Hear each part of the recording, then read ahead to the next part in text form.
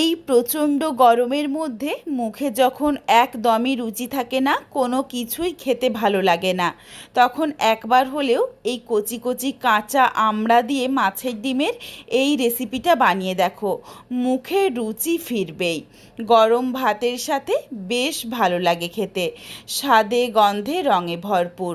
বাড়িতে অবশ্যই একবার হলেও এই পদ্ধতিতে রান্নাটা করে আমায় কমেন্ট করে জানাতে ভুলো না কিন্তু রেসিপিটা তোমাদের কেমন লাগলো। তাহলে চলো আজকে রেসিপি দেখে নেওয়া যাক। তবে কেউ স্কিপ করো না, স্কিপ করলে আমি কি পদ্ধতিতে রান্নাটা করলাম বা কখন কোন মশলার কিভাবে অ্যাড করলাম সেটা তোমরা মিস করে যাবে, তখন হয়তো রেসিপিটা খেতে এতটা ভালো হবে না। এখানে আমি প্রথমেই কয়েকটা একদমই ছোট ছোট কচি আমড়া নিয়েছি। আমড়াটা গোটা অবস্থাতেই ভালোভাবে ধুয়ে নিয়ে দুই ভাগ করে কেটে নিয়েছি। একদমই কচি আমড়া, এর কিন্তু খোসা ছাড়িয়ে নেওয়ার দরকার নেই, খোসা থাকা অবস্থাতেই এইভাবে দুই ভাগ করে কেটে নিও। আর এখানে তোমরা যেমন টক খাবে সেই বুঝে আমড়ার পরিমাণটা কম বা বেশি করে নিতে পারো। তবে এই কচি আমড়ার কিন্তু খুব বেশি একটা টক হয় না, এই জন্য আমি একটু বেশি পরিমাণেই নিয়েছি। আর এখানে কিছুটা মাছের ডিম নিয়েছি। মাছের ডিমটা প্রথমেই আগে ধুয়ে পরিষ্কার করে তারপর প্লেটে রেখেছি। মাছের ডিমটাকে এরপর হাতে করে খুব ভালোভাবে একটু মেখে নেব, যাতে এই মাছের ডিমের উপরের যে একটা পাতলা আস্তরণ থাকে সেটা সহজেই বেরিয়ে আসে। এটাকে অবশ্যই কিন্তু ফেলে দিতে হবে, তা না হলে খেতে এতটা ভালো লাগে না, মুখের মধ্যে লাগে। এদিকে দেখো ঠিক এইভাবে সুতোর মতো অংশ বেশ কিছুটা বেরিয়ে এসেছে। এখানে আমি প্রায় 2 থেকে 3 বারে ফেলে দিয়েছি। আর এরপর দেখো মাছের ডিমটা একদম পরিষ্কার হয়ে গেছে, আর কোনো কিচ্ছু নেই এর মধ্যে। মাছের ডিমের মধ্যে এরপর দিয়ে দিচ্ছি স্বাদ অনুযায়ী লবণ, অল্প পরিমাণে হলুদের গুঁড়ো, ঝালের জন্য লঙ্কার গুঁড়ো, তোমরা যেমন ঝাল খাবে সেই বুঝে লঙ্কার গুঁড়ো দিয়ে নিও। অল্প পরিমাণে জিরের গুঁড়ো, ধনের গুঁড়ো দিয়ে দিচ্ছি 1 চামচ বেসন। খুব বেশি কিন্তু বেসন দেওয়ার দরকার নেই, তখন আবার মাছের ডিমের বড়াগুলো শক্ত হয়ে যাবে। আর দিয়ে দিয়েছি অল্প কয়েক ফোঁটা পাতিলেবুর রস। পাতিলেবুর রসটা কিন্তু অবশ্যই দিও, তাহলে মাছের ডিমের যে একটা আষ্টে গন্ধ থাকে সেটা একদম চলে যায়, খেতে বেশ ভালো লাগে, লেবুর একটা সুন্দর সুগন্ধ থাকে।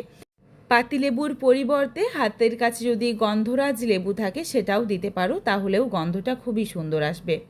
সমস্ত মশলার সাথে মাছের ডিমটা খুব ভালোভাবে ফেটিয়ে নিয়েছি।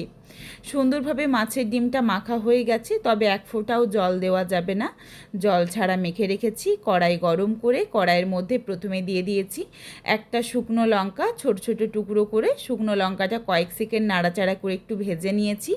তারপর দিয়েছি 1/2 চামচেরও কম পরিমাণে 5 ফোড়ন, আর 1/2 চামচেরও কম পরিমাণে রাই সর্ষে বা যেটা কালো সর্ষে সেটা। এখানে আমি যেই পরিমাণে মাছের ডিম বা আমড়া নিয়েছি সেই বুঝে কিন্তু মশলা দিচ্ছি। তোমরা যদি কোনো কিছুর পরিমাণ কম বা বেশি করে নাও, সেই ক্ষেত্রে অবশ্যই মশলার পরিমাণটাও কম বা বেশি করে নিও। তবে কালো সর্ষে খুব বেশি দেওয়া যাবে না, যতটা সম্ভব কমই দিতে হবে, তা না হলে একটা হালকা তেতো ভাব চলে আসতে পারে। এই কথাটা অবশ্যই মনে রেখো। সর্ষে যখন সুন্দরভাবে চিটপিট করে ফুটে উঠেছে, এরপর এই মশলাটা মিক্সিং জারের মধ্যে নামিয়ে রাখলাম। এটা ঠান্ডা হয়ে যাক, তারপর মিহি করে গুঁড়ো করে নেব। কড়াইয়ের মধ্যে কিছুটা পরিমাণে সর্ষের তেল গরম করে নিয়েছি। তেল খুব ভালোভাবে গরম হয়ে গেলে যে মাছের ডিমটা মেখে রেখেছিলাম ওগুলো ছোট ছোট বড়ার আকারে দিয়ে ভেজে নেব। এখানে আমি বড়াগুলো দেখো একদম যে ছোট সেটাও করছি না, আবার যে খুব বড় সেটাও করছি না, মাঝারিভাবে বড়াগুলো দিয়ে ভেজে নিচ্ছি। আর এখানে মাছের ডিমের বড়া দেখো তেলের মধ্যে দেওয়ার পরও ছিটকে গায়ের মধ্যে আসছে না, এর কারণ হলো অল্প একটু বেসন দিয়ে মেখে নেওয়ার জন্য। তা না হলে বেসন যদি না দিতাম চারিদিকে ছিটকে আসতো। আর অবশ্যই মাছের ডিমের বড়া যখন দেবে তখন কিন্তু গ্যাসের ফ্লেম যেন লোতে থাকে, তাহলেও আর বেশি ছিটকে আসে না। এক পিঠটা দেখো যখন সুন্দরভাবে একটু জমে গেছে, হালকা করে ভাজা হয়ে গেছে, তারপর অপর পিঠটা উল্টে নিয়েছি। আর পুরো মাছের ডিমের বড়াটাই আমি গ্যাসের ফ্লেম লোতে করে ভেজে নিয়েছি, গ্যাসের ফ্লেমটা বাড়াইনি। উল্টে পাল্টে মাছের ডিমের বড়াগুলো ভাজা হয়ে গেছে। খুব বেশি শক্ত করে ভাজার দরকার নেই, তখন আবার শক্ত লাগতে পারে বড়াগুলো। হালকা করে ভেজে বড়াগুলো তুলে রেখেছি, শুধুমাত্র মাছের ডিমটা জমে গেলেই হবে। এরপর কড়াইয়ের মধ্যে যেটুকু তেল ছিল সেই তেলেই দিয়েছি ফোড়নে 1 চিমটি 5 ফোড়ন আর 1 চিমটি রাই সর্ষে ফোড়ন। এখানে আমি আমার পছন্দ মতো ফোড়নের ব্যবহার করেছি, তবে তোমরা তোমাদের পছন্দ মতো যে কোনো ফোড়ন দিতে পারো। আমার মনে হয়েছে এই রেসিপিটার সাথে এই ফোড়নটাই ভালো যাবে। ফোড়ন ভাজা হয়ে যাওয়ার পর প্রায় 3 থেকে 4 কোয়ার মতো রসুন থেতো করে দিয়ে দিয়েছিলাম। রসুন দিয়ে নাড়াচাড়া করে হালকা করে একটু ভেজে নিয়ে দিয়ে দিয়েছি কেটে রাখা আমড়া দিয়ে আমড়ার স্বাদ অনুযায়ী লবণ দিয়ে নাড়াচাড়া করে আমড়াটাকে হালকা লালচে করে ভেজে নিয়েছি।